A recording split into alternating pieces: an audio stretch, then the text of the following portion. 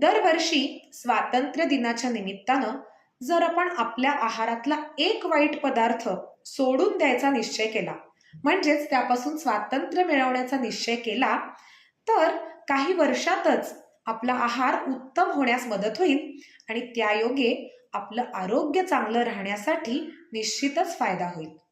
चला, या स्वातंत्र्य दिनाच्या निमित्तानं मी निश्चय करतेय आहारातल्या रेडीमेड सॉस पासून स्वातंत्र्य मिळवण्याचा. मी विकतचा सॉस यापुढे कधीही खाणार नाही. तुम्ही काय निश्चय करताय? असे कोणते वाईट पदार्थ तुमच्या आहारात आहेत? मग त्यात बिस्किट आहेत का, ब्रेड आहे का, सारखा सारखा चहा पिताय का, सॉस लोणची हे नियमित खाताय का? एक वाईट पदार्थ शोधा आणि तो सोडण्याचा निश्चय ह्या 15 ऑगस्टला नक्की करा.